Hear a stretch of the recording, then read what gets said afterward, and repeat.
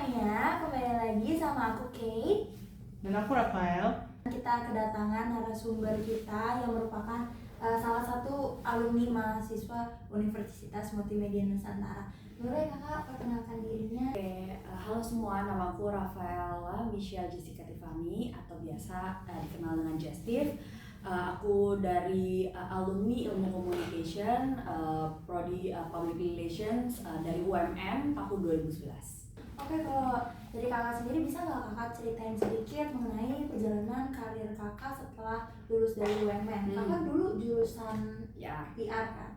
Oke, jadi seperti layaknya anak-anak jurusan Ilkom dan PR kebanyakan, jadi kebetulan saya dari lulus itu memang kerja di bidang PR gitu. Jadi waktu itu pertama kali saya bekerja sebagai seorang personal branding di Intermetex Communication. Itulah agensi milik Wimar Witular, juru bicara Presiden Gus Dur. Saat itu pegang untuk government relation. Jadi personal brandingnya khusus ke government relation. Itu lebih banyak handle kayak tim pemenangannya Jokowi Ahok waktu Jakarta Gubernur dan juga Anies Baswedan. Nah, dari situ mulailah tertarik ya di bidang agency gitu. Jadi akhirnya saya di-hijack ke Ogilvy, adalah satu perusahaan agensi PR nomor 1 di dunia, dan waktu itu pegang beberapa brand. Jadi memang handling itu lebih banyak di marketing communication. Jadi lebih ke banyak bikin event, terus juga launching brand-brand ya. Salah satunya saya pegang untuk semua film Disney yang masuk ke Indonesia, Disney, Marvel, Star Wars, Pixar. Kemudian juga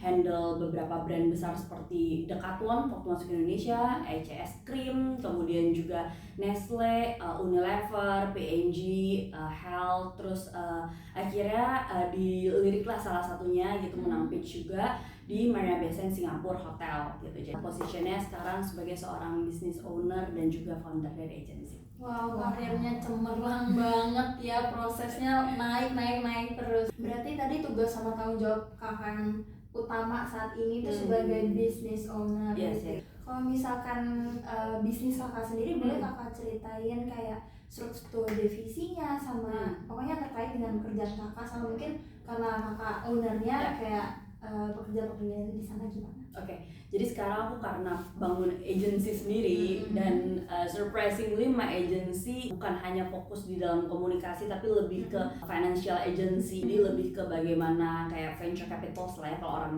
awam tahu gitu. Jadi bagaimana pengembangan dananya dan juga untuk mengembangkan bisnis secara orang-orang solopreneur mau punya bisnis gitu. Anak-anak muda ini buat punya income 100 juta pertama gitu kan dalam waktu 2-3 tahun. Nah itu jadi saya lebih banyak sekarang tuh mengembangkan skill komunikasinya ke dalam bisnis tersebut. Nah, sekarang aku lagi launching, aku punya agency tersendiri gitu ya. Yang pertama kali kita campaign itu bagaimana membesarkan nama dari satu brand. Itu kan sebenarnya tujuan marketing komunikasi ya gitu. Kita main di dalam brand. Di situ betul. Make an event experience. Itu juga tetap harus one-on-one itu penting ya. Jadi kan memang kita percaya dalam marketing communication itu word of mouth itu salah satu tools yang besar ya, betul, sebagai apa ya kalau kita bilang referensi ya.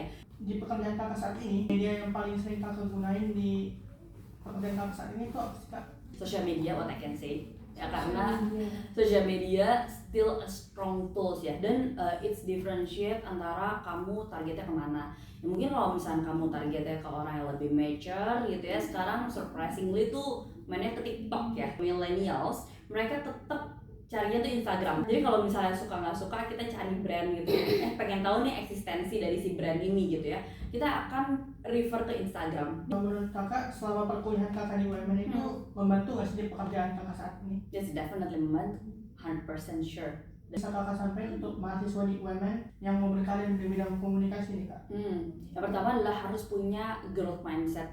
Apalagi kalau misalnya di bidang komunikasi itu kita nggak bisa everything textbook gitu. Jadi kita kayak gue udah belajar, terus gue udah tahu gitu, gue udah paham, terus kayak gitu berharap bahwa nanti di industri itu kita bisa go far gitu. Itu sebenarnya pasti bakal jadi PR banget kayak gitu ya. Yang kedua adalah balik lagi networking itu is a must. Kalau kalian dan cari network sebanyak-banyaknya. Maksud aku jangan pernah tertutup dengan kata-kata yang kayak contoh ya gitu, bukan passion aku kayak lebih tertarik di perhotelan, aku nggak mau nih belajar nongkrong sama anak-anak F&B misalnya gitu. Jadi karena basically kita nggak tahu gitu kayak nanti in the future siapa yang akan bawa kita jauh kemana, karena kan ujung-ujungnya kita pengennya capai mimpi kita kan, ini kan apapun yang kita kerjain itu adalah tools buat kita capai mimpi kita kan gitu. Jadi itu sih kayak networking. Terus yang ketiga adalah social skill gitu. Jadi social skill itu ya paling gampangnya harus suka berteman. Dan terakhir adalah jangan takut untuk belajar across industry.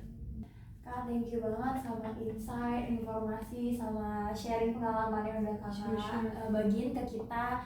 Makasih semuanya. Dadah.